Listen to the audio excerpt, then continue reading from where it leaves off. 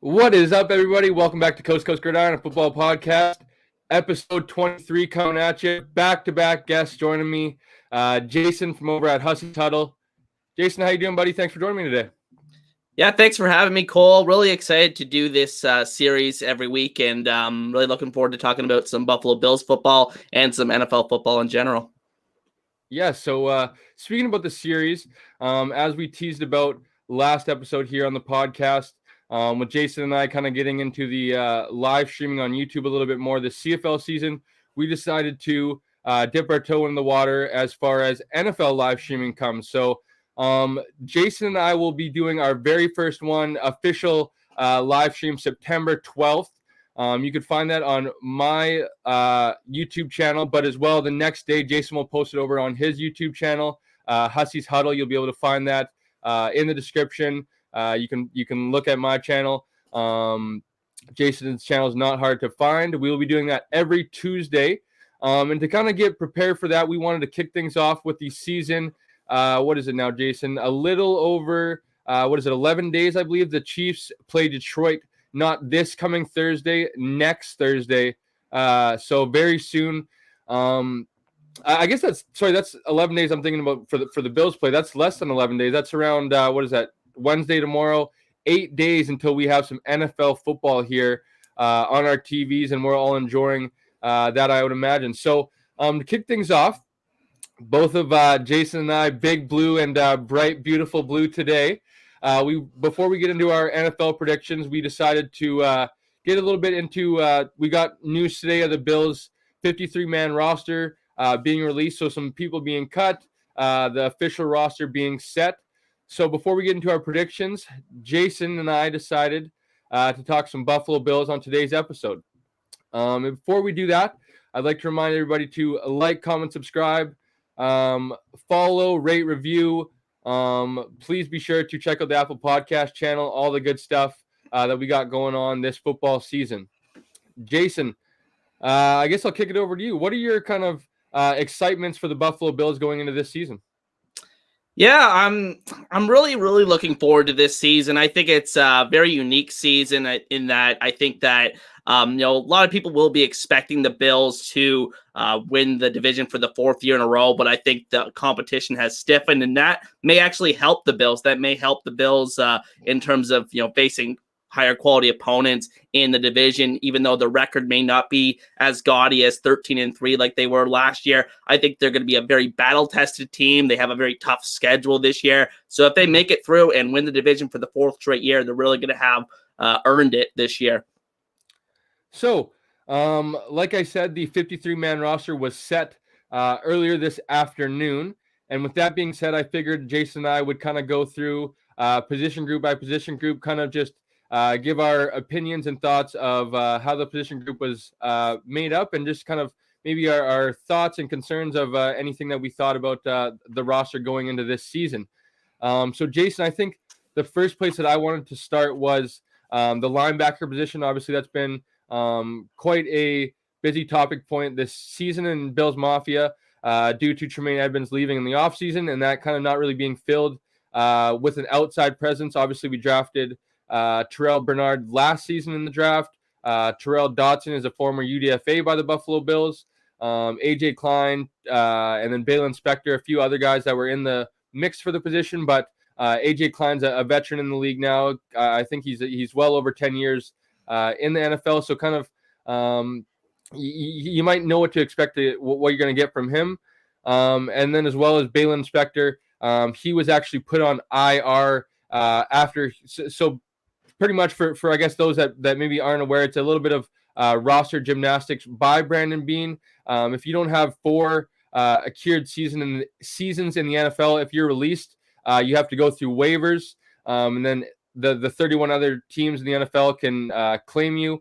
Balin Spector, I believe this is his second season in the NFL, so if the Bills were to release him, he could go sign elsewhere. The Bills put him on the 53-man roster so that they can put him on IR. Putting him on IR opens up another roster spot at that linebacker position. So, Jason, with that being said, I'm just curious, man. What I guess is your concern level with the middle linebacker position, and do you think that will slow down the Bills' defense and the team overall this season? Yeah, it's a great question, and I think it is the biggest roster question with this team this year.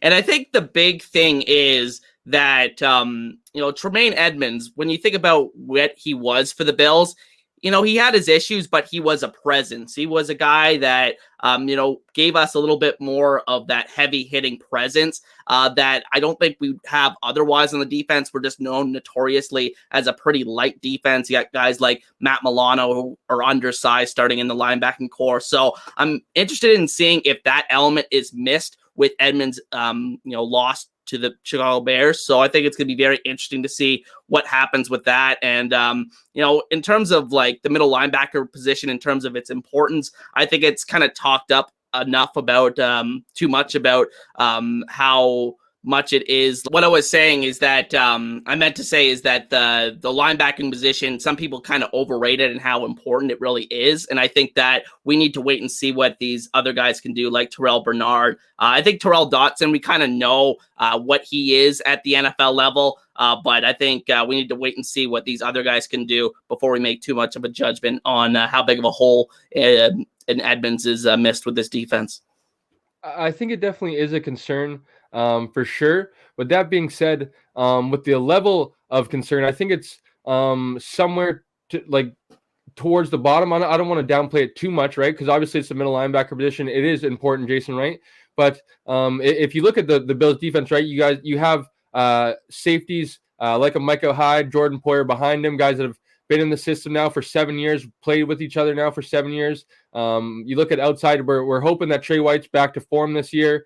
On the other side, you kind of got a three-way battle. It appears that Dane Jackson and or Christian Benford, has won that battle, but you look at somebody like a Kyer Elam, who potentially is cornerback 4. You would think that that's potentially a strength that you would have this season. Obviously, Taron Johnson, for Bills fans, I don't have to say any more that I think Taron Johnson's up there amongst one of the best nickel corners in the league when it comes to how much he's on the field, how much he's asked to do, because how much of the Bills played nickel defense, that two linebacker set. So Taron Johnson's out there a lot of the time kind of having to fulfill that third linebacker role in a sense.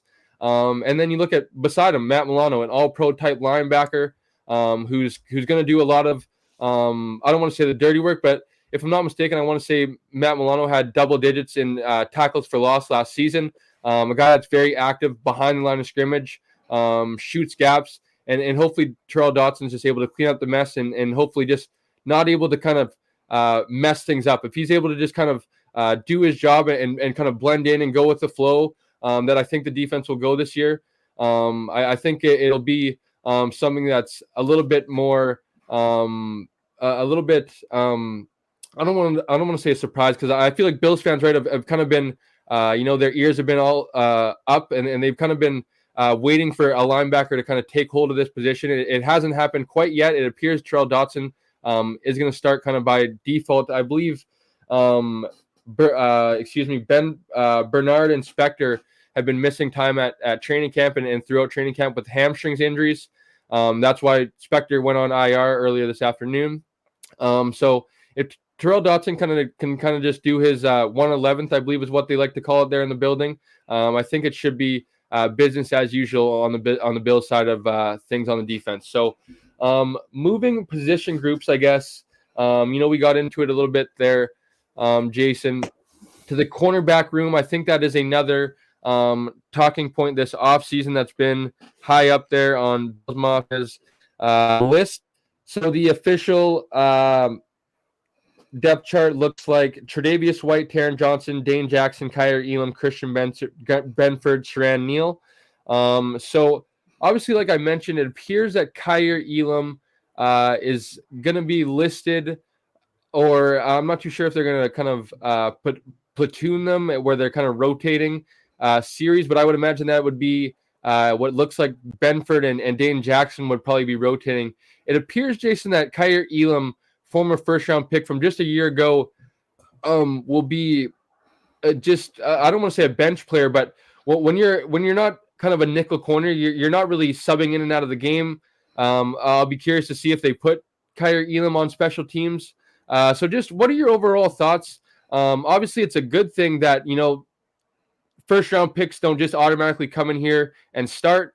If you're the best player, it appears, you're going to get that every opportunity. I believe Dane Jackson is a late round pick. Christian Benford, I believe, is a 6th round pick over the first round pick, like I said. So just what are your overall thoughts of kind of the first round pick, right? That's such a big priority. Obviously, everyone talks about it every year. When NFL draft season comes around, the first round picks are made up so much hype. So just what are your overall thoughts in seeing that listed today? Yeah, obviously it's disappointing that Kyer Elam just hasn't really panned out to this point and hasn't really taken a stranglehold on one of those jobs that we have in the secondary. But I think that it's good to have depth, like you said. And I think that one thing with Kyer Elam that I was hearing before the draft was that he wasn't necessarily a scheme fit for the Bills. And I think that is a noteworthy thing going forward, and why maybe guys like Benford and Dane Jackson have fit in better with this team. And I think another thing with this cornerback room, I will say, that will make everyone's job a lot easier is that if Trey White can reestablish himself as a number 1 corner in this league. And I think that he was a little rusty at times coming back from that injury last year. So really excited to see what he can do this year. Yeah, I think, like I mentioned, right, I think it's a good thing that those first round picks just don't get shoeholed into starting positions, right? I think what it ultimately comes down to, unfortunately, because I think Kyer Elam's shown some flashes. I think back to the Chiefs game last year, Jason, when he got that interception off Patrick Mahomes in the end zone, a very nice play. But they trust Dane Jackson in their system, right, to kind of do what he's told, to be in position, especially when you have Micah and Jordan in the secondary, that they know where they're going to be. And then Trey on the other side, right? They've all Trey, Micah, and I believe Taryn as well as Trey have all worked together for 6 or 7 plus years now. So they kind of all trust each other that they know where they're going to be. Dane Jackson has been in the system for now, I believe, 3 years. So he's kind of earning that trust. It feels like more so than the younger guys. And then Christian Benford, I know he's the same class as Kyer Elam, but I guess I don't know exactly because we're not there every day at practice, but it appears that Christian Benford has shown more than the first round pick Kyer Elam, which is whether it's tough to say because we'll get into a little bit more of a topic in this next position group, and I guess maybe that's a perfect transition, Jason. We'll just go to the next position group, and that's defensive line. And I'm curious, Jason, with Von Miller, I'm not too sure if you saw being placed on PUP, so that places him out for at least 4 weeks of the season, making it potentially, if he could come back week 5 versus Jacksonville, that would be the overseas game actually in London, would be the earliest chance that we could see Von Miller this season. And with that being said, the big news that we saw this afternoon was former 2nd round pick, I believe, 2020 2nd round pick, if I'm not mistaken. Was it 2020? Might have been 2021 with Greg Rousseau, if I'm not mistaken. I believe it was the 2021 2nd round pick. Greg Rousseau taken in the 1st round, Boogie Basham taken in the 2nd round, if I'm not mistaken. Traded this afternoon to, I guess we should be calling it Buffalo East. When Brandon Beane and Sean McDermott came from Carolina, they stole all of Carolina's guys for a number of years. Joe Shane and Brian Dable go to New York, and they've been stealing Isaiah Hodgins, Cole Beasley, you name it, Matt Breida, a number of former Buffalo Bills guys, and they do it again with Boogie Basham. The Bills send a 7th round pick and Boogie Basham to the New York Jets for a 6th round pick. And Jason, there's been a lot of this is going to be a little bit off topic before we get into the D-line. There's been a lot of hits over the years for Brandon Beane, right? Obviously, there's no need to start anywhere else other than Josh Allen with number 1 of who Brandon Beane's drafted in his tenure as a Buffalo Bill general manager. I don't quite credit him for Tre'Davious White and Matt Milano, Deion Dawkins. They were the 2017 draft. Brandon Beane was hired May, I believe, 7th. Sean McDermott was actually hired before Brandon Beane. I don't know if it was Sean McDermott's draft necessarily, but I believe the former GM was actually running that draft with Sean McDermott before. I believe it was Doug Whaley either stepped aside. I forget exactly what happened, and then Brandon Beane actually took over position after the draft, if I'm not mistaken. Now, whether he had influence on that or not, he wasn't the man in charge. So overall, I give that kind of to McDermott, because I believe he was the man in charge, given that he was the new coach, given to lead the future of the Buffalo Bills by the Paculas. So with that being said, I kind of start in 2018 with Josh Allen, Tremaine Edmonds, obviously. You think of someone like Taron Johnson, like I said, one of the better nickels in the NFL. Then you kind of come to the next year, I guess, 2019, Ed Oliver. I believe Cody Ford was selected in the second round. Cody Ford obviously traded last season for, I believe, what was a 6th or 7th round pick.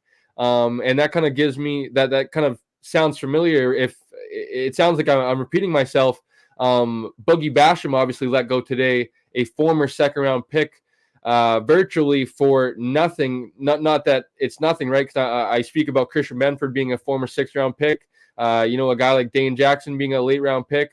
Brandon Beane's shown in the past that he can hit in those late rounds, but I think when it comes to the premium picks, those day 2 picks, the top 100 picks, let's say, it's been it's been up or down, right? Then you go into 2020. I believe we didn't have a first round pick. We traded for Stephon Diggs. I'll give Brandon Beane a grand slam for that one, whether you want to whatever way you want to slice it. Obviously, Justin Jefferson is that 22nd overall pick that goes to Minnesota Vikings. I'm not one of those fans that is bitter and I say Stephon Diggs is better than Justin Jefferson. I love the both of them, both receivers. I don't know if I'd say the same, but I love watching both receivers perform on Sunday. And I honestly, I guess it's hard to say, right? Because Justin is, so young, and Diggs is approaching 30. But for the most part, Jason, right? Like I wouldn't trade Stephon Diggs for Justin Jefferson necessarily, right? When you look at the stats every year, not to say stats say everything, but Stephon Diggs, 2 out of his 3 years, over 1,400 yards, over 10 touchdowns, over 100 receptions every season, right? It just so happens that it appears Justin Jefferson might be one of those, once in a generation type receivers. That being said, Stephon Diggs is on his way to being a Hall of Fame type receiver himself if he continues. Hopefully, this archetype trajectory, excuse me, and hopefully if he's maybe able to win a Super Bowl with Josh Allen. Now, with that being said, AJ Epinesa selected in that second round pick in 2020. I'm trying to think of some other late round picks, but that brings me to the next year with Boogie Basham, Greg Rousseau. Obviously, I think Greg Rousseau is a hidden gem in my opinion, but Boogie Basham let go today. What are your overall opinions on kind of just Brandon Beane's brief draft history over this, let's say, I guess, 5 years that he's kind of been fully in charge, Jason? Yeah, it's weird because I think that, like you said, he's hit on a lot of like day 3 picks. I mean, one weird pick that I want to point out, Tyler Bass was a pretty good pick. A lot of people criticized that at the time. You got guys, like you said, like Taron Johnson, Dane Jackson, a lot of these guys that were drafted late, Christian Benford. So there have been good things there, and obviously the Diggs trade.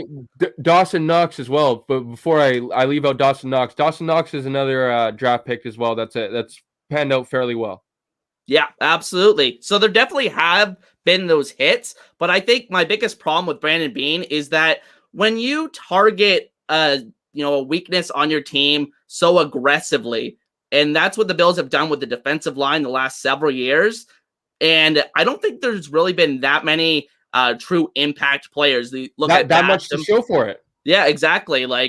It should be a real strength of this team by now if we've invested guys like a top 10 pick in Ed Oliver. You have Greg Rousseau, who they drafted late in the first round a couple years ago as well. So, other guys like Epinesa and Basham, who they spent second round picks on as well. So a lot of investment in that defensive line and not a ton to show for it when you watch this team on Sundays. And sorry, I forgot about Zach Moss, traded last season, former third round pick, right? I believe in 2020. Yeah. So, there's been some trades, right? And if you look back to 2019, second round pick Cody Ford traded, 2020 third round pick Zach Moss traded, 2021 second round pick Boogie Basham traded, 2022 first round pick Kyer Elam. Could we potentially see Kyer Elam, maybe traded not this season, but maybe next season going into training camp, if he's ultimately not able to beat out, let's say a Dane Jackson and Christian Benford come back again. Obviously, if Trey White's himself or anything close, Tre'Davious White's not going anywhere. He's under contract, and he's someone that I feel like you want around until he falls off the cliff ultimately. So you know what? Is Kyer Elam in potential of kind of being maybe one of those other high picks potentially traded? So it's definitely a concern. What I would say is I don't really want another general manager. I wouldn't say I'm calling for Brandon Beane's job by any means. But what I would say, and I think this kind of holds a little bit more than maybe the maybe the average Bills fan would maybe kind of really take in. But if Josh Allen's not able to win a Super Bowl, I really feel like it's on the head of on the shoulders of Brandon Beane not being able to fully capitalize in Josh Allen's prime. With kind of Josh Allen, it feels like people tend to kind of hold him hostage because he has to play a little bit of that hero ball role a little bit sometimes. But when you look at it and you spend so many assets away from Josh Allen up until this year, obviously Stephon Diggs traded, but up until the Stephon Diggs trade, right, a lot of late round picks, undrafted guys. Cody Ford, I believe, is the only Cody Ford, Deion Dawkins, but Deion Dawkins was drafted before Josh Allen. I believe Cody Ford was the only draft pick that was taken in the top 5 rounds until Osiris Torrance, if I'm not mistaken, this past year. I think about someone like a Wyatt Teller, who they drafted in the 5th round, traded away, turned out to be an all-pro for the Cleveland Browns. So you haven't really supported Josh Allen with those premium picks, and you spent them on the defensive side, and you haven't really had anything to show for them other than having to spend $100 million for Von Miller, which is kind of what we've seen last season, Jason, was as advertised, right? I believe he had 9.5 sacks through 10 games, right? Was living up to the hype as that future Hall of Famer that he is. I'll give Greg Rousseau. I don't know about you, Jason, but I'm very high on Greg Rousseau. And then Ed Oliver. I'm not too sure if I saw your body language earlier correct, but Ed Oliver, I know that we paid him, but I don't really know that he's lived up to the top 10 pick that he was taken at, right? Like, he was a 9th overall pick that 2019 NFL draft. Obviously, that was the next season after Josh Allen was selected. That could have been selected. I don't have the list off by hand, but I would like to see maybe who was after the 9th overall pick that was maybe on the board. If I'm not mistaken, TJ Hawkinson was selected that 8th overall pick to Detroit, kind of landing us the best available player, Ed Oliver, at that 9th overall selection. But I'd be curious to look back now and see maybe who was available that went within that 10 to 20 range that maybe the Bills could have selected on offense that could have been an asset for Josh Allen a little bit earlier than they did. So I wouldn't say Brandon Beane is on the hot seat by any means. I've been getting this question, Jason, I don't know about you, a few times, which has been weird. Obviously, one of them is by Noah, who's a Dolphins fan. He's just kind of trying to stir the pot. And then my uncle, actually, who's a Chiefs fan, but he asked me the other day, if the Bills don't win this year, they got to fire either McDermott or Brandon Beane. And I kind of was like, well, one, they just got extended, I believe, this offseason. So that's probably unlikely. And I don't really like, I don't think the grass is greener on the other side. I think a lot of the other narrative is, the Bills need an offensive-minded head coach. Sean McDermott, the defensive-minded head coach, is never going to win a Super Bowl. I believe other than KC and Andy Reid, I believe since Josh Allen's entered the league, or no, I believe it's since 2020. The Buffalo Bills are second to the Kansas City Chiefs in regular season wins. So every year we're in the hunt. It hasn't gone our way ultimately the past 3 seasons, but we're given a shot every year to win a Super Bowl, and I'll take that over the drought era that I went through before that. So to get it, I guess, back on topic and back into the position group, the defensive line, Jason, who do you expect to step up in Von Miller's absence? Like I said, it appears that he'll be out at least 4 weeks. You look at it, maybe an offseason addition that we haven't mentioned yet, a Leonard Floyd, Daquan Jones, Poona Floyd coming over in the offseason. Ed Oliver obviously paid handsomely this offseason. Who do you expect to step up in the absence of Von Miller? Well, I think the conversation starts with Greg Rousseau, who I think is a good player. He's definitely not going to be a bust, but I think, is he a true, number one kind of pass rusher, 1B kind of pass rusher? I don't think he's proven that to this point. So I'm very interested to see if he can step up and fulfill that role in Von Miller's absence. I think Leonard Floyd will be a big part of this team's rotation early on. And I think, we had a career high in sacks, I believe, last year or the year before. So he was a former high pick of the Bears, if I'm not mistaken. But I think that, going forward, the defensive line is just such a key part of this team this year. If this defensive line underwhelms again, I think that the ceiling for this team can be limited again. And I think at the end of the day, some of these guys have to start hitting and becoming true needle movers, which I don't think we've seen to this point, other than Von Miller, of course. I'm going to call my shot right now, Jason. Greg Rousseau, double-digit sacks this year. I'm very high on Greg Rousseau. And Leonard Floyd, I like the addition.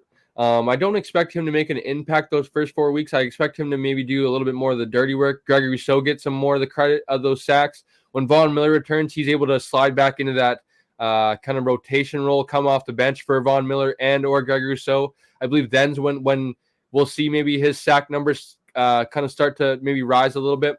I expect him to be Leonard Floyd. It appears that I believe the last 3 seasons, around 8.5 sacks per season. A good veteran to have, someone that's a strength in the run game.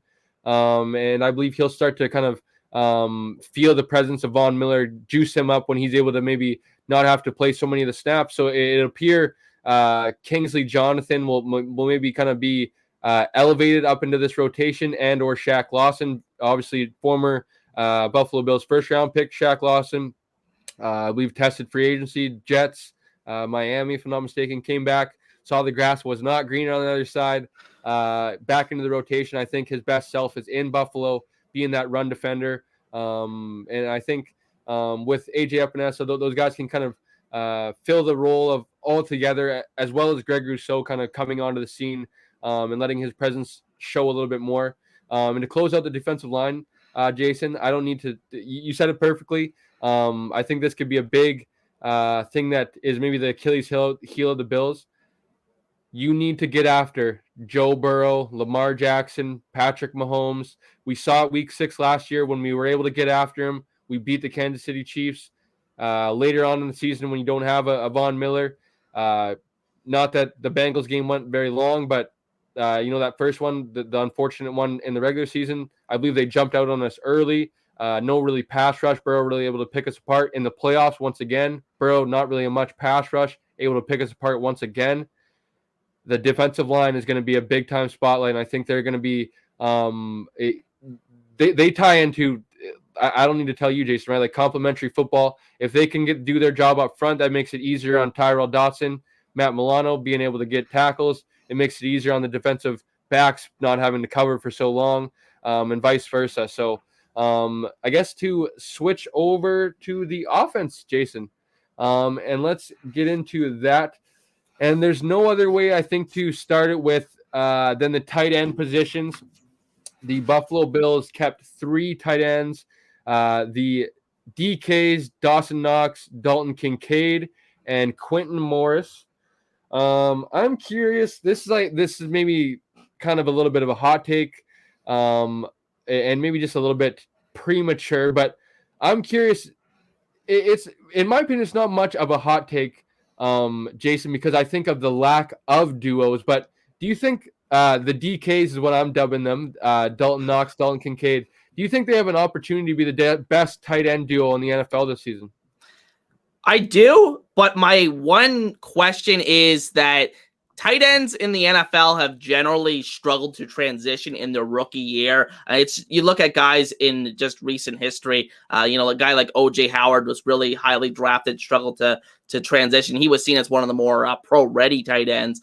Kyle Pitts, even though I think he actually had 1,000 yards receiving, I think his rookie year, but he had I think very little touchdowns, maybe 2 touchdowns that year. I think that even is TJ one. Hawkinson.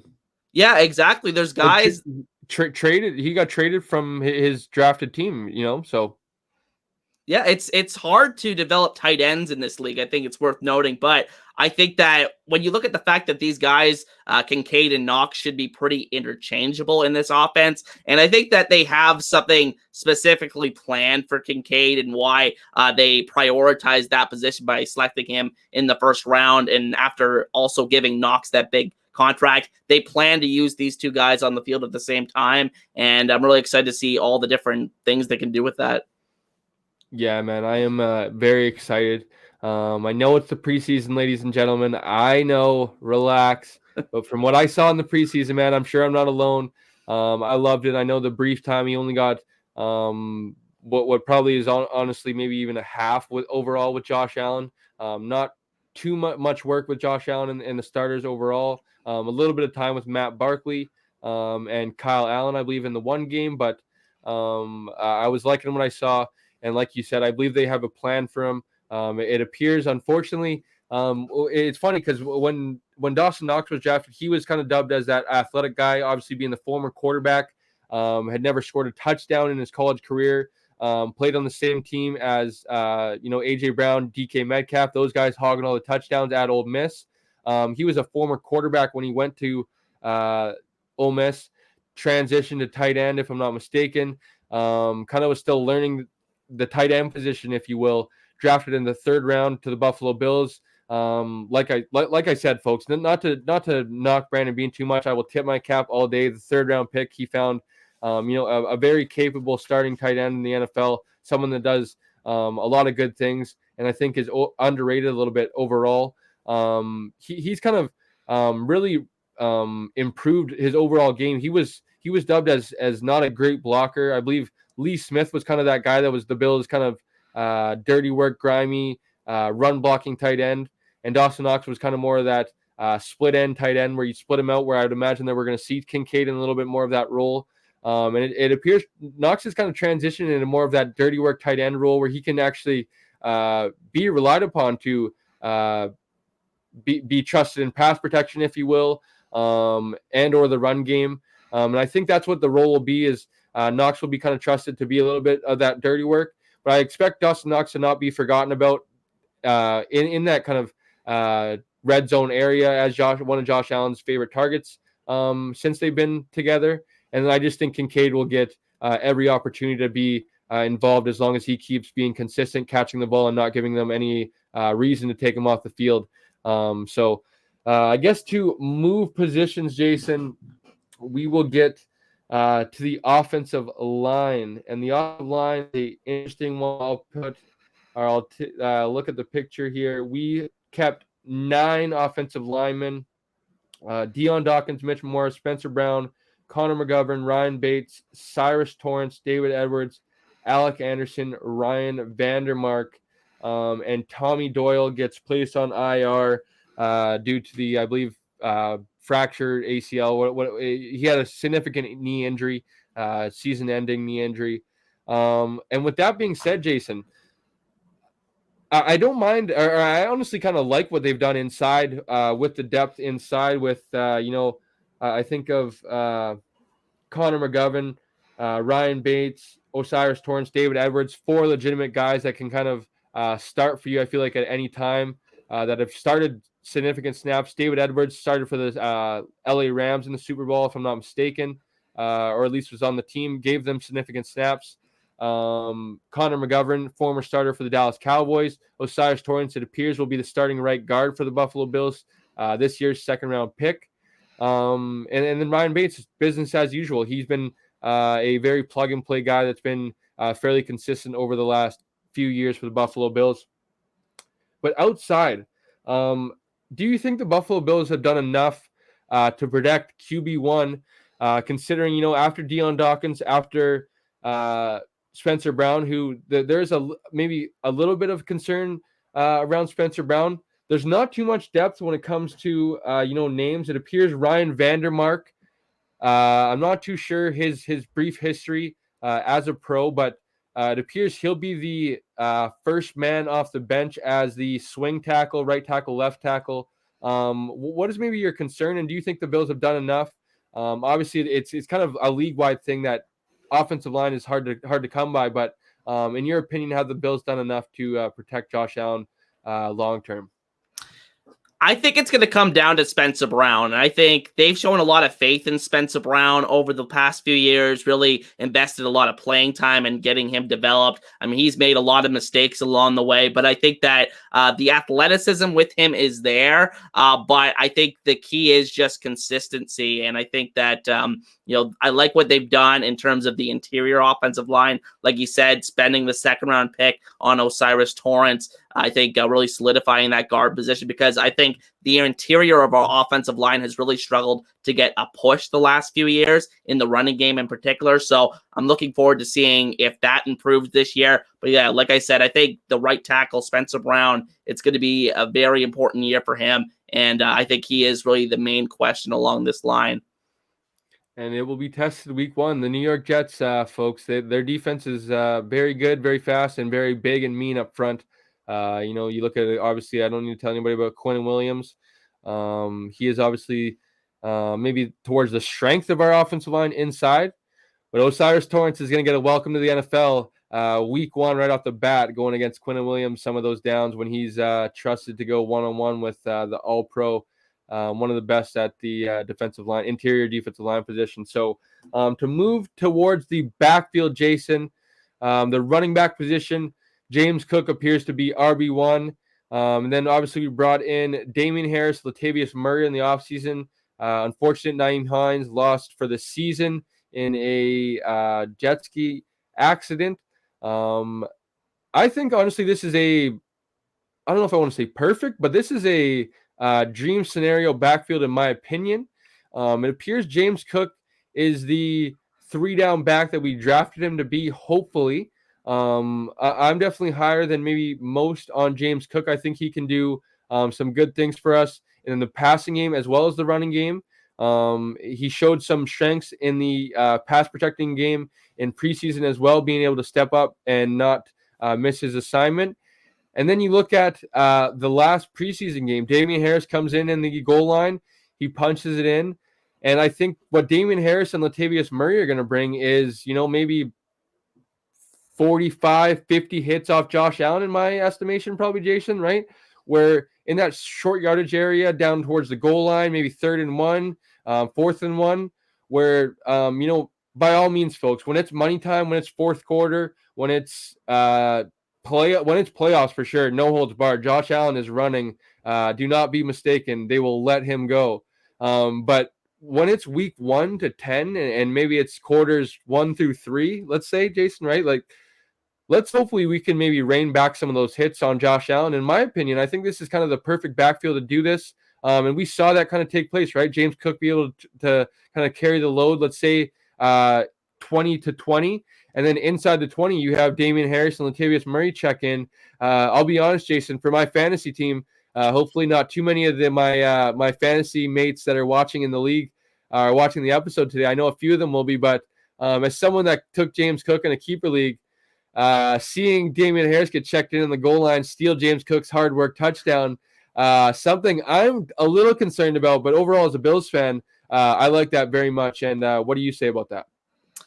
Yeah, I like the fact that we have a couple of backs that we feel comfortable with in those short yardage situations. I think that's something that the Bills have kind of struggled with the last couple of years. I always say to my buddy, who's also a Bills fan, that I was more confident the last couple of years when we're in like a 3rd and 5 situation versus a 3rd-and-1 situation at times, because I mean, it feels like we were just really struggled to get that 1 yard running the football. And I think that the 3 backs that we have right now, I think are probably the best group we've had in quite a few years, since the LaShawn McCoy days, really. I think this is probably the highest potential group. I have a strange feeling that Latavius Murray is going to play a pretty decent sized role for this team this year, because it seems like every team he goes to, he's just a guy that just sticks around and finds a use in the offense that he's in. So I'm really interested to see what he does this year. Damian Harris killed us a couple of times when he was with the Patriots. So excited to see what happens with him. But I think it's the James Cook show for the most part, like you said, in the backfield. Hopefully he's that all-around,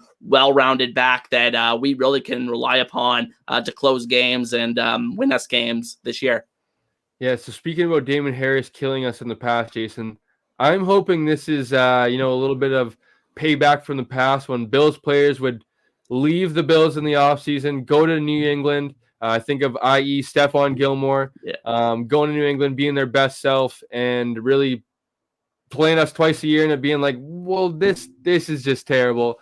So I'm hoping Damian Harris, a nice 2 touchdowns. I don't expect Damian Harris to have. I saw a funny tweet the other day on Bill's social media that Damian Harris is going to have like 120 carries, 100 yards, and 7 touchdowns because he's only going to be used around the goal line and get minimal yards, but a lot of those touchdowns. So I'm interested to see how he's able to hopefully benefit the Bills this year.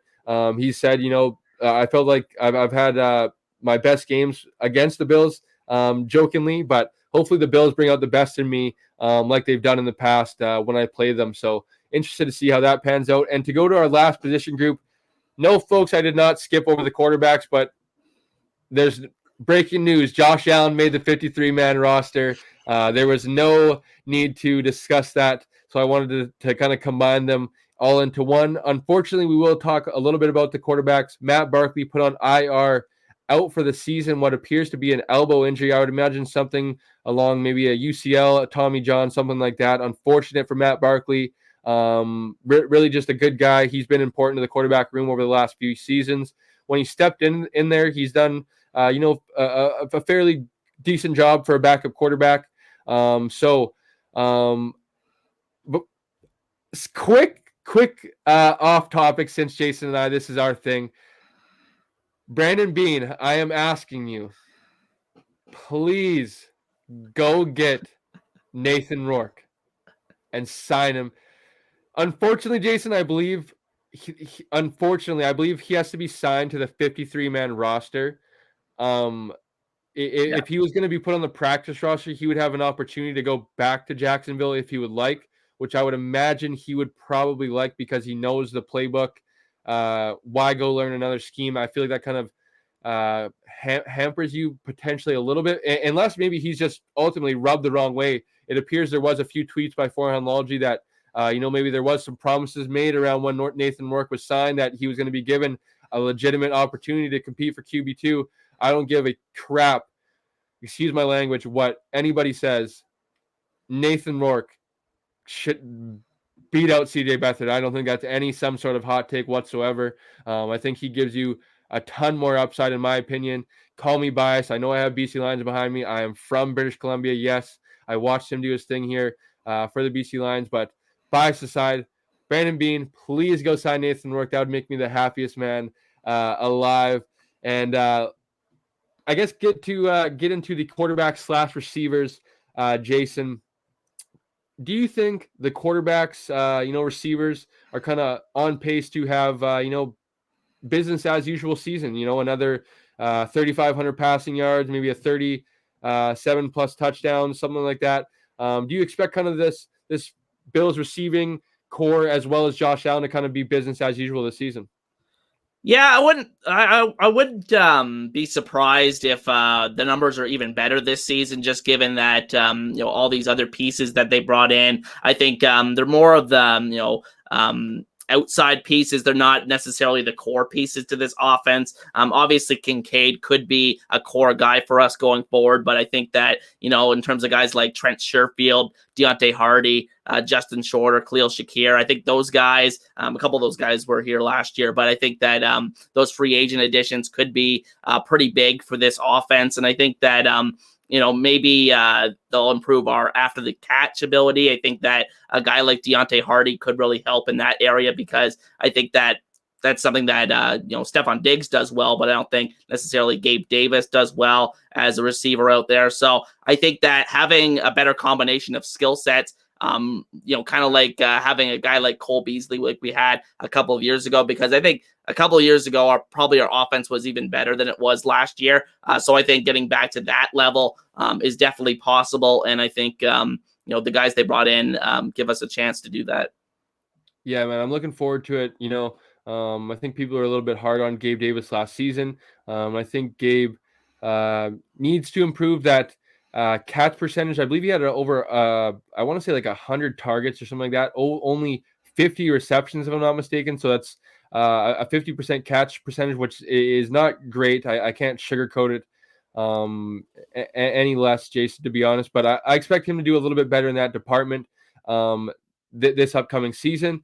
And with that being said, folks, that kind of closes out the little bit of a run through of the position by position. But before we get out of here, I kind of gave a brief, my kind of brief expectations, or maybe just kind of where I expect a few of the players to be, and kind of gave a reasonable how I think Kincaid and Dawson Knox can kind of reasonably be effective in this offseason or offense. And you'll kind of see how I kind of laid this out with this. So on the season, we'll start with Josh Allen's kind of stat projections here, Jason. I went 375 completions out of 595 attempts, which is a 63.8 completion percentage, which is it would be second best in Josh Allen's season, in his career, excuse me. And then I went with a 4,300 passing yards, which is not a career high as well. I went with a career high actually in passing touchdowns, 41. Josh Allen's previous high was 37, so 4 more. I think that's very reasonable. And then obviously the thing that's been a big topic as well is the turnovers. Josh Allen's been up there amongst the league leaders in turnovers. I didn't do fumbles, but I had 10 interceptions, which is around his low. It would be his second lowest of his career. I believe he had 14 last year, 15 the year before that, and then 10 the year before that. So 375 completions. So I kind of worked it out and did my receiver and tight end projections around those 375. So of those 375, I got 110 to Stephon Diggs for 1,400 yards and 10 touchdowns. 65 of them to Gabe Davis for 1,000 yards. Gabe Davis's first 1,000-yard season. 8 touchdowns, which would tie a career high for Gabe Davis. And then Dawson Knox, 40 receptions for 430 yards. 6 touchdowns. Kincaid, 50 receptions for 600 yards and 7 touchdowns. So if you kind of roughly add those up, Jason, 110 by Stephon Diggs, 65 by Davis, Kincaid 50, Dawson Knox rounded up to 50. And then as well, I had James Cook at 50. That's around 300 targets or completions, if you will. That would leave 75 missing, kind of remaining leftover completions, if you will. And you can kind of divvy those up amongst, Shakir, Sherfield, Hardy, Justin Shorter, Morris, Damian Harris, Latavius Murray. I would imagine Shakir will be maybe around 20 receptions. He'll be sprinkled in here and there. Sherfield maybe around 20, 30 receptions. That puts you close to maybe 50. Then you kind of divvy up those last 20 amongst the backup running backs, Quentin Morris, Justin Shorter, who might get a reception here or there. Those depth guys that they probably only see maybe 10 receptions overall in the season. Khalil Shakir, if I remind you guys, he only had 10 receptions overall last season. So 20 would be his career high. And I think something that's kind of reasonable, over a little over 1 reception a game. So I missed James Cook But to go over James Cook's stat projections, Jason, and this would be maybe on the high side of things, I think. But I think this is within reason, and I'll kind of reference this from 2021 when Devin Singletary, Zach Moss, and Josh Allen were in the backfield. So I have James Cook at 165 rushes, 800 yards. That would be 4.8 yards per carry, 4 rushing touchdowns, 52 receptions. Like I said, I think he'll be a weapon out of the backfield. 280 yards, 3 touchdowns. And then that's basically that. If you go look at it, Jason, that's essentially Devin Singletary's last season with the Buffalo Bills. Devin Singletary had 177 carries. He had 860 something yards. I believe he had, I don't remember how many rushing touchdowns. He had 330 receiving yards, actually, and I believe it was 56 receptions. So I went kind of basically match that outcome. And then I matched it up, like I said, with Zach Moss and Josh Allen. So that's why I gave Josh Allen 80 carries. Zach Moss that season had 120 carries. So I said I basically left those 120 carries for Damian Harris and or Latavius Murray. There'll be a few other ones to Reggie Gilliam, the fullback, as well. So I thought that was kind of a reasonable projection. And I think that kind of gives you a pathway. You know, Kincaid and Knox can kind of have both reasonable expectations coming into the season that they can be impactful together. 40 receptions for Knox, 50 receptions for Kincaid, 400 yards for Knox, 600 yards for Kincaid, and 6 touchdowns for Knox, 7 for Kincaid. And that leaves kind of, what is that touchdown-wise? That leaves probably 18, 30. That leaves around, you know, maybe 8 touchdowns to divvy up between those Shakir, those other guys. So I think that's reasonable. And Jason, something before we leave that I kind of didn't prepare you for, but we'll go rapid fire. We won't hold your feet to the fire. This is no, like I said, no feet to the fire. But I was going to go a brief, quick run through the schedule and maybe just give your win-loss quickly. So we'll start with the New York Jets week 1. I'm going win personally to start. Yeah, I'm going with win as well. Okay, so the Las Vegas Raiders week 2. Win. Win as well. Washington Commanders, excuse me. Win. Miami Dolphins. Win. I am actually going loss, Jason. Surprise, surprise. Shout out to Noah. Win your week 4 Super Bowl once again. Have your little banner surprise parade or whatever you guys want to do. Jacksonville in London, like I said, week 5. Von Miller possibly able to return, although I hope it's not week 5 and he's having to go overseas his return. So what do you say, Jason? This is a close one, but I went with a loss. So I went with a win. And then New York Giants win. Win. New England Patriots Win. at Tampa Bay Buccaneers. Win. Cincinnati Bengals. Loss. I got loss as well. Denver Broncos. Win. New York Jets. Loss. I got loss as well. Philadelphia Eagles. Loss. I got loss as well. So, Jason, this would be, I would imagine, Bills Mafia would be panic button. That would be 3 out of 4 weeks losses. And going into the season, I am well prepared. We have, I believe, up amongst the hardest strength of schedule to start the season. I know that can change when we get into the season. With that being said, after the loss that we both have predicted at Philadelphia, we go into the bye week. We come out of the bye week, and we go to Kansas City. Win. I got win as well. We host the Dallas Cowboys. Win. I got win as well. At the LA Chargers. Win. I got win as well. Versus the New England Patriots. Win. I got win too. Miami Dolphins to finish the year. Loss. Interesting, Jason. Interesting. So that will make us 13-4, and then you got 12-5, if I'm not mistaken, quickly off the top of my head. So basically around the same. And that will kind of lead into perfectly transition into our next topic, our next segment of the podcast. But before we do that, if you guys are watching on YouTube, please be sure to like the video, comment, subscribe. While you're doing that, head over to Jason's channel, subscribe to his stuff, check out his latest video. whatever that may be. It's probably, I believe Jason's, very active, 3 videos a week or something like that. Go check out his latest stuff, like, comment, subscribe to his channel. And if you're doing that, if you guys are listening on Apple Podcast, follow, rate, review, download the episode. I would appreciate that very much.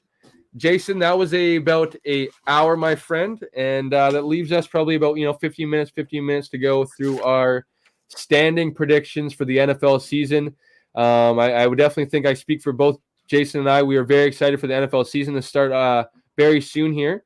And what Jason and I are going to do are kind of briefly run through our AFC, NFC standings, and then kind of go through our playoff bracket quickly, and then as well give our Super Bowl prediction, who we think is going to win the Super Bowl this season, or who's going to be in it. I won't say maybe win it. We'll say who's going to be in it this season, and then kind of maybe just talk about maybe we might get sidetracked here or there, and kind of just talk some good NFL football and get you guys prepared, and just maybe kind of fill in, give you guys maybe a brief kind of history of our opinions, our thoughts of maybe some teams and the NFL season to get you guys ready for our first live stream September 12th on the Coast to Coast Gridiron YouTube channel, on Hussey Huddle's YouTube channel as well the very next day, and all season long. That'll be 17 long episodes. We haven't even talked about it yet, but who knows, maybe a playoff run. So maybe up around 20 episodes, 20 live streams coming to you guys this NFL season. It should be a good time.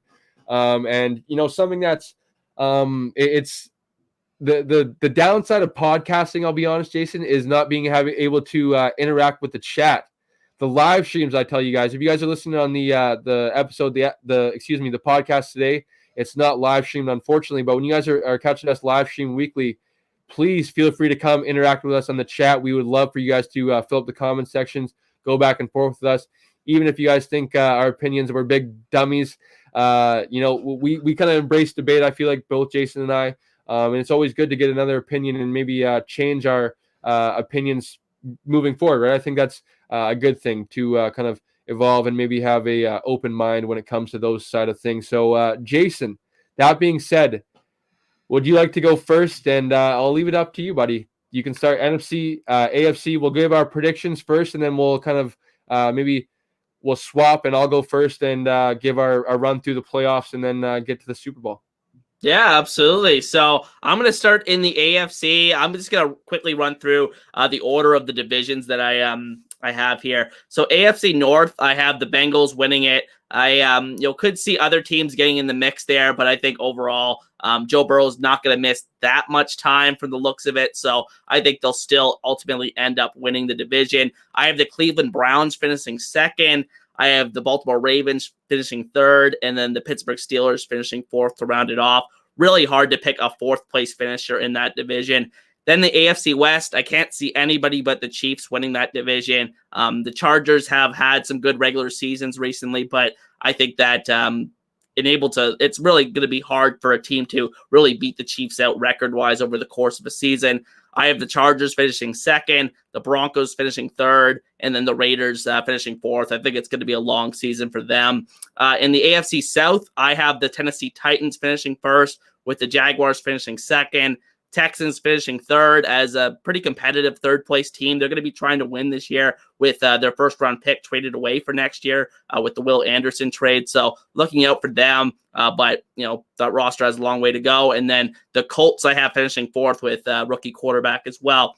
Then in the AFC East, I have the Buffalo Bills finishing first, followed by the New York Jets, the Miami Dolphins, and the New England Patriots. Really tough division to pick. I think the top three teams, I think those are the teams that are going to finish in the top three. But I think the Patriots will still be a good fourth place team. And in terms of the seeding in the AFC, that leaves us with the Chiefs as the number 1 seed, the Bills as the number 2 seed, the Bengals as the number 3 seed, the Titans as the 4th seed, the Jets with the 5th seed, the Browns with the 6th seed, and the I almost said San Diego Chargers, the Los Angeles Chargers with the 7th seed in the AFC. Now, in terms of the NFC, did you want to do your AFC first, or did you want me to do NFC at the same time? Oh, you're muted. Thank you, Jason. That's probably a good time, I guess. Before we kind of go back and forth, you're probably right. I should go AFC. So quickly here, I'll start in the AFC East. The Buffalo Bills obviously winning the division. As you can tell by my shirt, I know it's probably backwards for those that are watching on YouTube. The Bills run the East. That is no different this year. Suck it, Noah. I hope you're listening. Like I said, enjoy your Week 4 win and victory, and probably a first-round exit. We'll see when it comes to the predictions later on. But Bills winning the division, Dolphins finishing second, the New York Jets finishing third, the Patriots finishing last. In the AFC West, I have the Chiefs winning the division, the Chargers finishing second, the Broncos finishing third, and the Raiders finishing fourth. In the AFC North, I have the Bengals winning the division, Ravens coming in second, the Steelers coming in third, and the Browns coming in fourth. And in the AFC South, I have the Jags winning the division. The Titans coming in second, the Colts coming in third, and the Texans coming in fourth. So that leaves me with the AFC standings predictions. I am biased, so I am going with that victory that I predicted against the Chiefs to be the difference maker. I think ultimately, not that I can knock the Chiefs too much. I kind of grew up around Jason, you probably don't know this, around Chiefs fans. My uncle being a diehard Chiefs fan, he's actually driving to Kansas City for the Week 5 game versus Chicago Bears. He's been to Kansas City multiple times. He's been to San Diego, Seattle. He's been to a number of stadiums to see his Kansas City Chiefs. Shout out to my uncle Kurt, if you're listening. A good buddy of mine that I played junior football with is a Chiefs fan. So I respect the Chiefs. This is no shot at them, but I just ultimately the bias is showing in this one, Jason. I can't put them up over our Buffalo Bills, and I'll put them in second place. The Cincinnati Bengals to finish third, the Jacksonville Jaguars to finish fourth, the Baltimore Ravens finishing fifth, the Miami Dolphins finishing sixth, and the LA Chargers finishing the last seventh seed.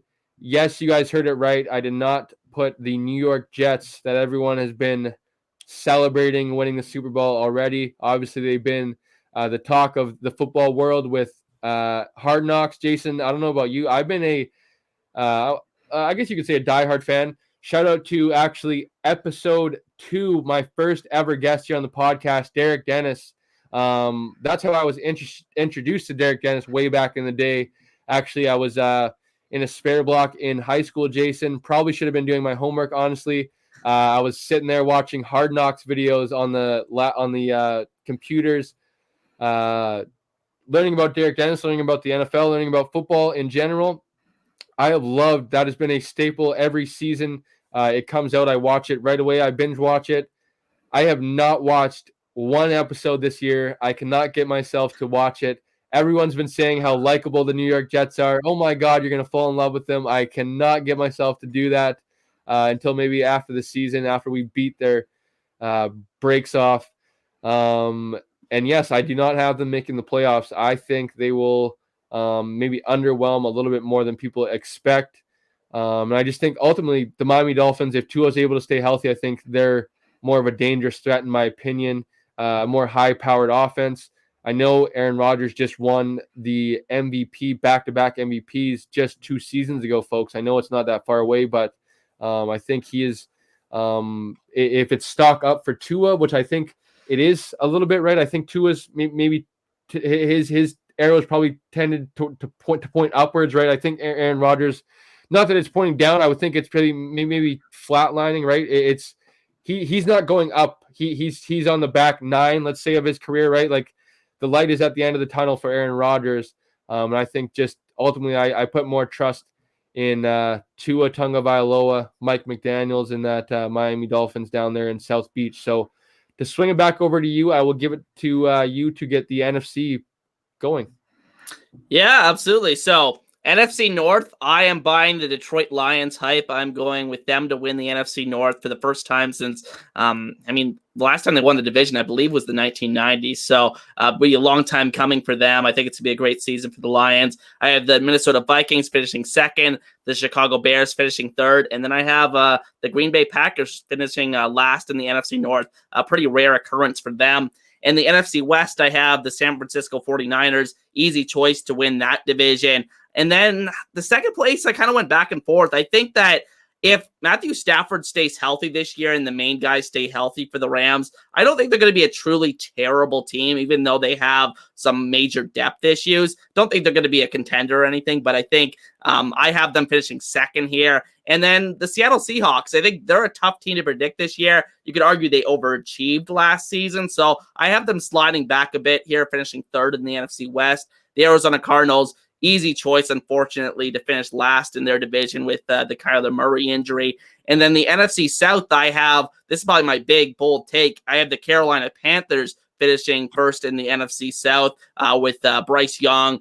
We see this every so often, every couple of years in the NFL, a rookie quarterback come in. You think like Andrew Luck, make a surprise playoff run that first year. And the Carolina Panthers were not that far off last year. They were, still in the division title race, the sad divisional title race in the NFC South right at the end of last season. So I'm going to take them to win the division this year. New Orleans Saints, I have at number 2. Obviously, the addition of Derek Carr should stabilize their quarterback position, but I have some questions about Dennis Allen as a head coach in this league. Atlanta Falcons, I have finishing third, and then the Tampa Bay Buccaneers, I don't have much faith in the post-Tom Brady era for them.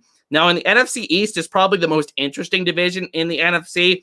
I have the Eagles finishing first. I think they're going to have a little bit of, crawl back from where they were last year, where they had such a dominant regular season. But I think ultimately they still win the division here. I have the Dallas Cowboys finishing second, having a couple of good seasons in a row, which is pretty rare for them over the last 20 years or so. They have the New York Giants finishing third. And then Washington's a very interesting fourth place team. I think Sam Howell is a big unknown, but he was a highly regarded quarterback up until that last year in college, and we'll see what he can do as a full-time starter in this league. So that leaves us with the San Francisco 49ers as the number 1 seed in the NFC, the Philadelphia Eagles with the 2nd seed in the NFC, the Detroit Lions with the 3rd seed, the Carolina Panthers with the 4th seed, the 5th seed, the Dallas Cowboys, the 6th seed, the Minnesota Vikings, and the 7th seed, the New York Giants.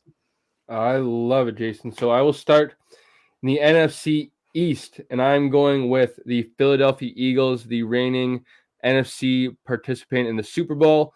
Obviously, 1 game short of winning the entire thing.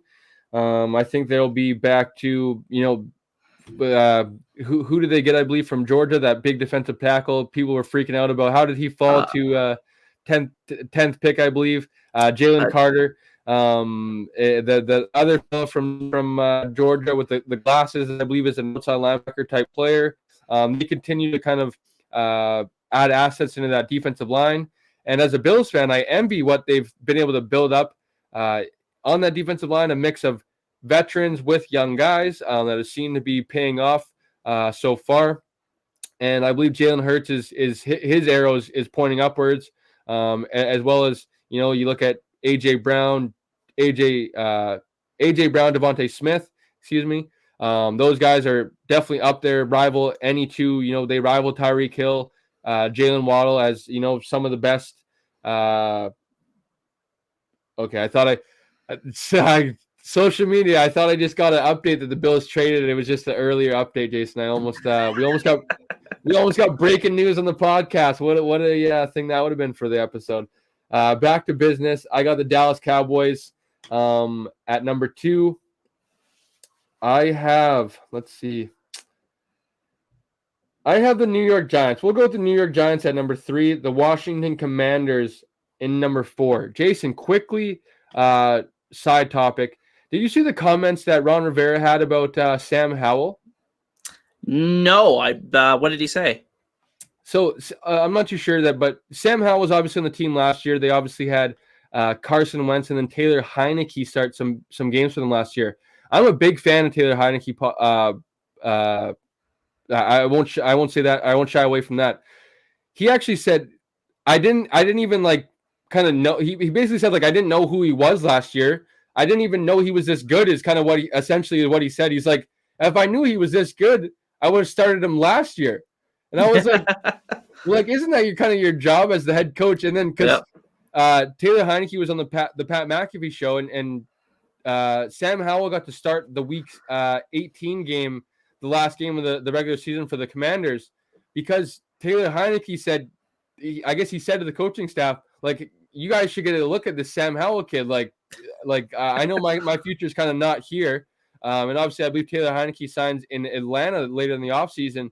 But it's kind of funny that, like, Taylor Heineke, the starting quarterback at the time, had to kind of tell the coaching staff, hey, like, you guys should kind of, like, take this kid seriously. So it was just kind of funny. And it's just, I guess, maybe Commanders that just the bad luck that it seems that team's had since the last few years.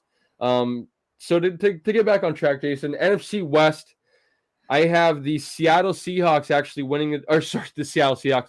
San Francisco 49ers winning the division. The Seattle Seahawks to finish in second. I have the LA Rams to finish in third. And I believe is what they're calling it. The lap for Caleb, I believe is what they're calling it, Jason. The Arizona Cardinals finishing in fourth. I don't expect the Arizona Cardinals to win a lot of games this upcoming season and to potentially be in the running for Caleb Williams next NFL draft season. The collapse for Caleb, I believe, is what they're calling it here early on in the NFL season. So the NFC North, I have the Minnesota Vikings, actually, something we disagree on, winning the division. Jason, forgive me if this is being a prisoner of the moment. I watched the quarterback documentary. I'll admit, I was not a big Kirk Cousins guy before that. I grew the biggest soft spot. He kind of crawled up into my heart and got comfortable. I'm rooting for Kirk Cousins to do well. I think with the drafting of Jordan Addison, I think we saw what Adam Thielen's been able to do the last few seasons as kind of that 1B or wide receiver 2, if you will, in that offense. I expect Jordan Addison, if he's able to be healthy, he was up there to be considered one of the best receivers in the draft this past season. I think he'll be able to take advantage of seeing a lot of single coverage when teams are playing so much attention to a Justin Jefferson. You think of a TJ Hawkinson over the middle of the field. If Jordan Addison's really able to take advantage of that single coverage, a lot of those single looks, I think he can do some good things and benefit the Minnesota Vikings this season. So I think I have them winning the division. The Detroit Lions finishing in second. The Chicago Bears, I like the upside. Hopefully the arrow pointing up for Justin Fields, DJ Moore, and that squad. And then the Green Bay Packers, like you said, a rare occurrence. I'd be shocked to know when the last time the Green Bay Packers finished fourth in the NFC North. And to round out the NFC South, I actually have the New Orleans Saints and Derek Carr winning the division.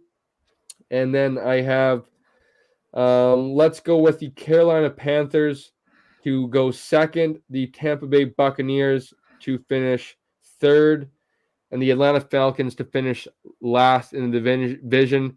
I expect Bijan Robinson to carry a lot of the load for the team, but I'm not too sure I believe Desmond Ridder is QB1.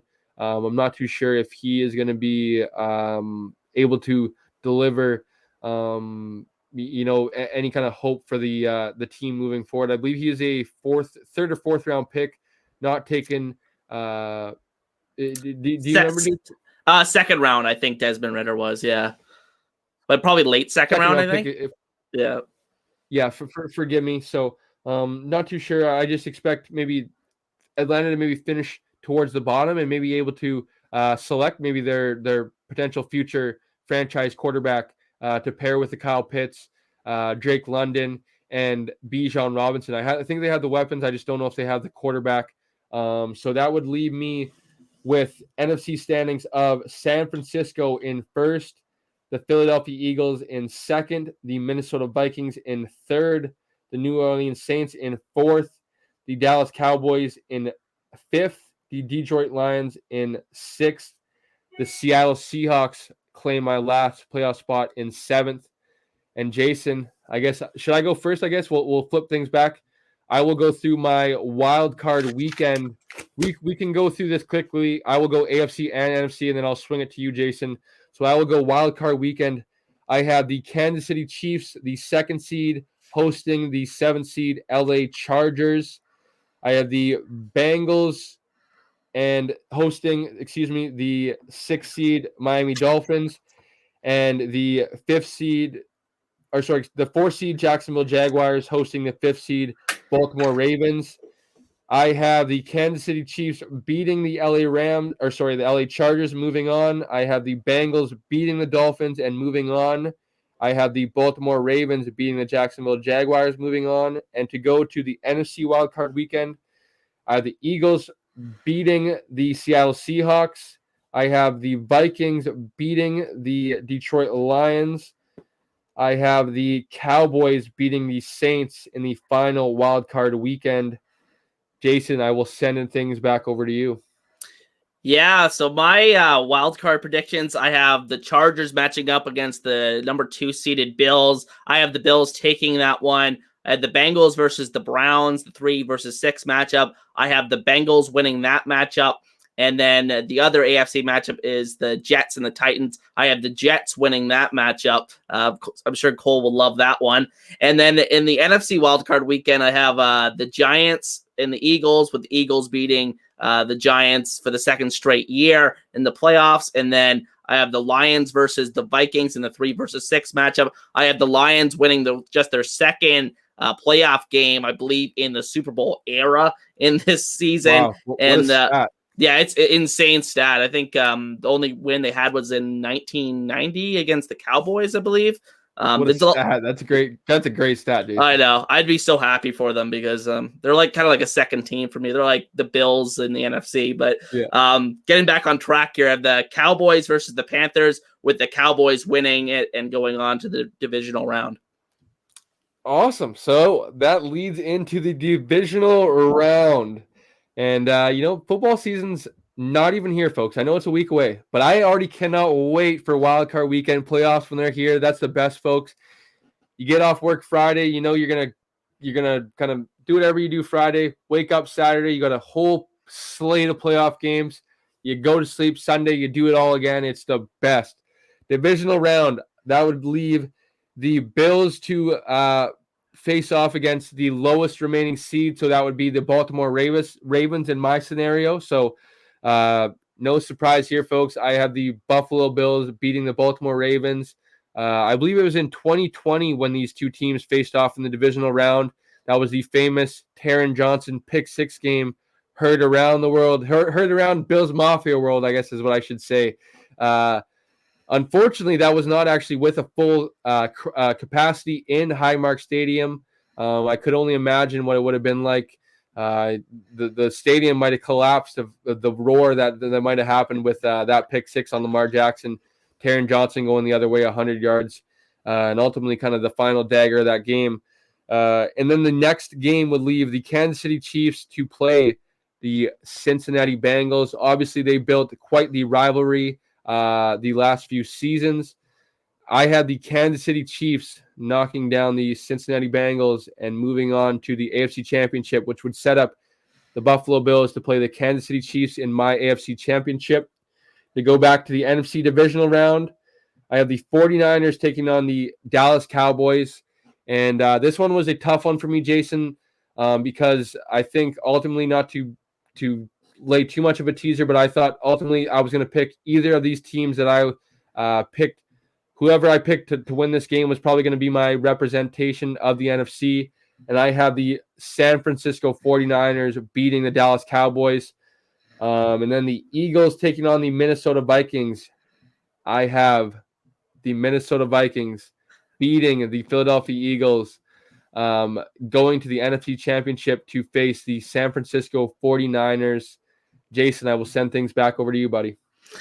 Yeah, in the AFC divisional round, we have deja vu for Bills fans. They're playing against the Cincinnati Bengals again. I think the game will be closer this year, but ultimately, I just have the pessimist mindset, kind of. And I'm going to take the Bengals to beat the Bills for the second consecutive year, move on to the AFC Championship game. And then I have the Chiefs versus the Jets. And just to expand on the Jets for a little bit and why I'm kind of so high on them this year, I think the big thing is when I look back at the Jets last year, look how bad their quarterback play was. But they were still a very, very competitive team, especially in the games against the Bills. So I think if Aaron Rodgers is even, half as good as he once was in those MVP seasons, I think he can, bring this team on a playoff run and have a really good season here. So I'm going to take the Jets to upset the Chiefs in the AFC divisional round because, I mean, I think it's going to happen to the Chiefs one of these years. Every team goes through it, no matter what. The Patriots had some shocking divisional round losses over the years. I think back to that game where Mark Sanchez beat them with the New York Jets back in, I think it was like 2010. So I'm going to take the Jets to play the Cincinnati Bengals in the AFC Championship. And then over in the NFC, I have the Eagles versus the Lions. I have the Eagles taking that one. And then I have the 49ers playing the Cowboys just like you do. And I'm going to take the 49ers to win that one. And so we're going to have a rematch of the NFC Championship game from last season. I love it, Jason. I'm glad that somebody was able to put their fandom aside and be, I would just say, somewhat realistic. Like, there's every opportunity that the Bills could lose in the playoffs, right? So I'm glad we both didn't have the Bills to win the Super Bowl because there is no spoilers here, folks. The Bills are beating the Kansas City Chiefs. And something I saw with these actual matchups, Jason, I guess to talk a little bit about them. In the AFC, I had the Bills versus the Kansas City Chiefs. And in the NFC, I have the San Francisco 49ers versus the Minnesota Vikings. Quick side topic, folks, for those that probably aren't aware, which is probably most of you guys, but kind of how my football fandom started was a lot of my family, especially my close family, is big football fans. So my uncle Curtis kind of grew up living around and kind of with my mom. And then obviously my dad being close, my mom and dad split up, but visiting my dad a lot and stuff like that, right? My uncle is actually a Kansas City Chiefs fan. My mother is actually a San Francisco 49ers fan, and my dad is actually a Minnesota Vikings fan. Now, when I was picking this, I didn't play of that any of mine, but when I kind of look back down here, I realized that. Like I said, this has nothing to do with that, but with the I'm picking the Bills to beat the Chiefs. With the other matchup, I am, like I said, a little bit higher on the Vikings, but we're kind of my NFC kind of comes down to it, I think, is just the strength of defenses. And I think the Cowboys and San Francisco 49ers are up there. Yes, I think the Eagles as well, but I expect big things from the Cowboys and 49ers defense this season. Obviously, the Cowboys have the addition of Stephon Gilmore, obviously a little bit older, but still a higher level player in the league. And as well add, someone that I was high on in the draft, Mazzie Smith, a defensive lineman, defensive tackle that's kind of a bruiser, someone that likes contact and is able to kind of be that dumpster, kind of do all the grimy, dirty work inside and let Micah Parsons be the star that he is on the outside. Trayvon Diggs obviously is advertised. So it was hard for me to pick the 49ers to surpass the Dallas Cowboys, but ultimately that's where I have the 49ers as well, beating the Minnesota Vikings and going to the Super Bowl to face the Buffalo Bills. I wanted to make it a matchup of the 90s. Like I said, Jason, get the Bills to get their revenge on the Dallas Cowboys beating us back then, but I couldn't do it. I have the 49ers and the Bills, and I guess to this pretty much kind of gets – we're towards the end of the episode here, folks. I will not spoil things. You don't have to give a prediction, Jason. I had the Buffalo Bills, folks, winning their first ever Super Bowl. I have Bills Mafia going through their own individual tables, celebrating a Super Bowl. Jason, what are your predictions and who is your Super Bowl matchup? Super Bowl 57, 58, sorry, excuse me, LVIII. Who do you have in the Super Bowl 58? Yeah, so my AFC Championship game is between the Cincinnati Bengals and the New York Jets. And though I think I am very high on the Jets compared to most people, I'm going to take the Cincinnati Bengals to win this game. I think that it's, they're going to be going on long playoff runs for a long time to come. They just seem like they're a team with Joe Burrow that's built for the playoffs, and I'm going to take them to represent the AFC in the Super Bowl. And then I have in the NFC, I have the Eagles versus the 49ers. Again, a rematch of last year. And I think with the 49ers having home field advantage this time, not having just a rash of quarterback injuries, I'm going to take the 49ers to get revenge on the Eagles and set up a Bengals 49ers Super Bowl matchup that has happened, I believe, 2 other times in NFL history, both in the 1980s, I believe.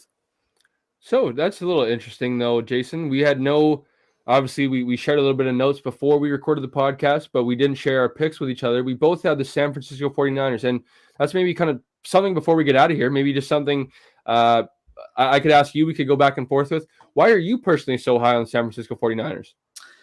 Well, there's just so many things to like about them. I think that the coaching is one thing you could start with. I think they're usually very well prepared for games, specifically on the offensive side of the ball. I think that they've been able to navigate when they've had quarterback injuries. I mean, there's odds are there's probably going to be another quarterback injury at some point this year. But I think even if Sam Darnold's at quarterback, I mean, you saw last year with Brock Purdy was pressed into action and what he was able to do. I think Purdy looked very good last season. Obviously, I don't even think he lost a start other than the one that he got injured in the NFC Championship game. So very high on them. Obviously, they have so many difference makers on defense. And I mean, they just have an all-star team in terms of their skill players. So I think those are a number of reasons why I'm pretty high on them. Yeah, I think, and as well too, I think you look in the trenches, right? They might have arguably the best left tackle of the best left tackle of the generation. I don't know if he's maybe considered. Honestly, I'd still could probably consider him the best left tackle in Trent Williams in the NFL. Nick Bosa, I believe, former defensive player of the year. You start there, then you build out with the skill players. Fred Warner, those guys, George Kittle. You got guys like Kyle Juszczyk. You got those like versatile kind of secret, kind of those versatile switchblade kind of army knife weapons. I'm as you are high on the San Francisco 49ers and expect big things regardless of a quarterback injury. I know they did trade Trey Lance, but personally, I was kind of excited to see Sam Darnold if he was going to get the opportunity to start for the 49ers. It appears Brock Purdy is going to be ready for the start of the regular season after having that UCL injury last season in the playoffs. So it's unfortunate, but I think if Sam Darnold's have to be pressed into action due to any injuries, I think he's going to perform well in the Kyle Shanahan offense, considering who you have around him. The offense that has kind of been, Kyle Shanahan built his resume, and it's a well-known resume that's been up amongst one of the highest offenses ranked consistently as long as he's been in charge. So excited to see the San Francisco 49ers this season. And ultimately, Jason, that kind of wraps things up for us today. Big Buffalo Bills season preview, going through the 53-man roster, went through the kind of each position group, gave our thoughts and opinions, and then got into a season prediction. We pretty much went through the whole regular season, gave our predictions. We're going to be wrong on some, we're going to be right on some. So it's always that's the good and the bad of podcasting, Jason. We got our takes out there forever, but that's also the cool side of things, because when you're right, you can go back and I have video proof. But then when you're wrong, not to get too off topic, and maybe it's still a little bit likely, but Jason, not to transition to the CFL, but I did unfortunately select the Edmonton Elks to finish third in the West this CFL season, and it's there's a little bit of hope there, but that wasn't maybe the greatest prediction in my part, and hopefully I don't have too many of those in the NFL side of things this year. So to close things out, Jason, I guess anything you want to maybe plug, or just kind of maybe where can the people find you on social media, on YouTube, all that good stuff? Yeah, so you can find me over at Hussey's Huddle on YouTube. Mainly, that's where I'll be posting all my stuff. I also I'm pretty active on Twitter as well, or X, whatever you call it these days. So you can follow me over there. Same thing, Hussey's Huddle. On Instagram, I'm posting a bit more. So Hussey's Huddle again for that as well. So be sure to check that out for all the CFL and NFL content I have coming up, including this very show. Yes, man. It's going to be a lot of fun this NFL season, a very busy NFL or football season for the both of us. Obviously, you doing your CFL thing with Evan, right? Correct? Evan and Reed, yeah. And Reed. And then me doing the thing with Blake and Noah. So it's going to be a fun NFL season. If you guys could appreciate it, again, one other plug for both of our channels: like, comment, subscribe. Actually, Jason, I am on the road to 100 subscribers. I'm at 72, if I'm not mistaken. Hopefully, maybe we can get there by maybe set a goal. Maybe let's say Halloween. Let's say Halloween, folks. Can we get to 100 subscribers by Halloween? The quicker we do it, the quicker you don't have, or the quicker I'll be not having to bug you guys every podcast, every live stream. So let's get to 100 subscribers by, let's say, Halloween, folks. That gives you guys plenty of time. Continue to support Jason and I the Apple Podcast. I know Jason's not on any podcast yet, I believe, right, Jason? But you can find our show, my show, the Coast to Coast Gridiron podcast on Apple Podcast. Follow, comment, rate, review, all that good stuff. You will see me. Unfortunately, no Blue and Orange hour this week, folks, but you will see me, BC Lions post game as usual Saturday after the BC Lions take on the Montreal Alouettes. Not in the Labor Day Classic, but hopefully our Labor Day rivalry, whatever you want to call it. We miss out on the Labor Day Classics. Yeah. I'll tell you that, Jason, big time. As a Lions fan, and hopefully that's maybe in the near future. It's maybe changing. Hopefully we're able to get some rivalry team that's maybe expanded into the CFL or pick up some sort of rivalry. But you will see me Saturday with Blake, and you will see Jason and I in 2 weeks of a little bit over 2 weeks, September 16th on the Coast to Coast Gridiron YouTube channel. 12th. And the very next day on Jason's Hussy Huddles YouTube channel. On behalf of Jason and I appreciate everyone for tuning in today. And we will catch you guys later next week. See you later, folks.